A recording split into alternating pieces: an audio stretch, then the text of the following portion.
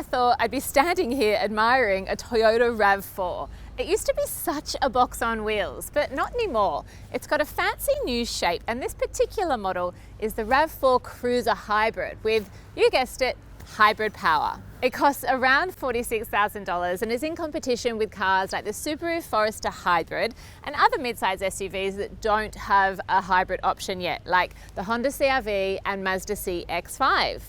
Here's how it did for this week's family review. If you're after a more detailed review, head to the CarsGuide website, and if you're watching this on YouTube, hit subscribe for more videos. The exterior is modern and fresh, with a slanted back end and a smooth front end with a large grille. It feels very 2021, kind of like the car version of a Bear Grylls, you know, smooth, likable, practical, can take him anywhere.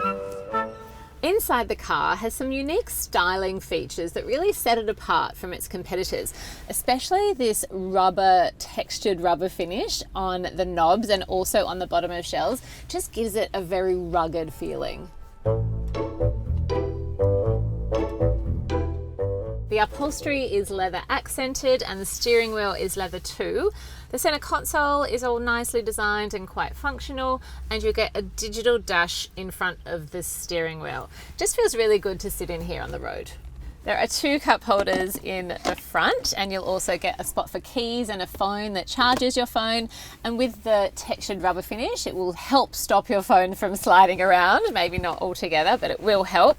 Plus there is a large center storage bin, bottle holders in each door. It has generous space in the front with enough leg and headroom for taller people. Feels quite breezy in here.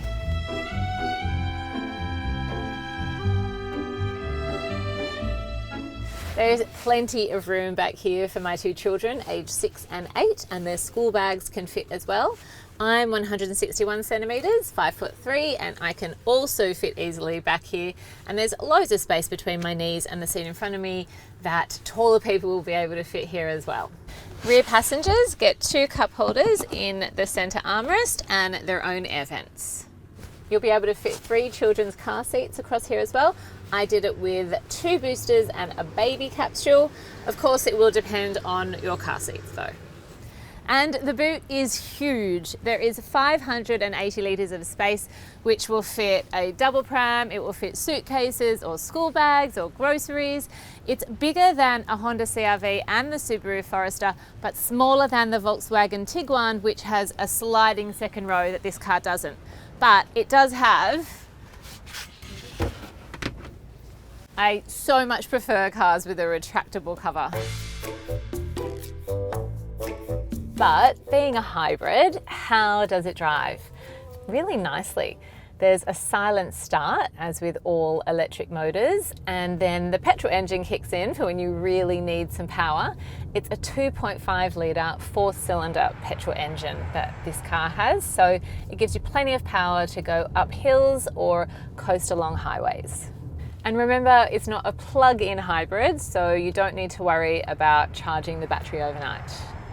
This kind of hybrid works with the engine charging the batteries, and then those batteries use the power when the car thinks it's appropriate. So basically, it just uses less petrol than a regular engine because it's dipping into stored energy. Fuel consumption is a claimed 4.8 litres per 100 k's, which is really good for a mid-size SUV. This week, the best that I did was 6.1 litres per 100 k's, but that was a lot of suburb driving. I did barely any highway driving this week, which is usually what brings the fuel consumption down.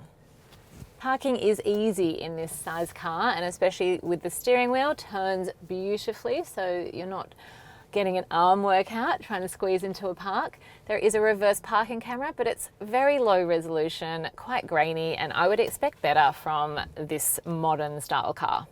It comes with a whole spectrum of safety equipment across the range, so you'll get auto emergency braking with pedestrian and cyclist detection. There's lane departure alert with lane keep assist, blind spot monitoring, and rear cross traffic alert. You'll get 7 airbags in the RAV4, plus there's 2 ISOFIX points and 3 top tether points to fix kids' car seats in safely.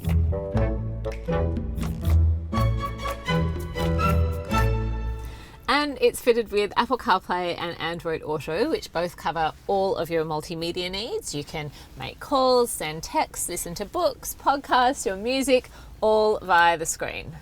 The Toyota RAV4 Cruiser Hybrid makes a great family car. The hybrid technology makes it a great choice for those who are worried about going completely electric, and it's certainly a step in the right direction at least. It looks cool, has a good amount of interior space and boot space, plus it has good safety and technology. I gave it a family rating of 8.1 out of 10 and my kids gave it the same. They love anything remotely electric. Like this video, subscribe to our YouTube channel or click through to our website.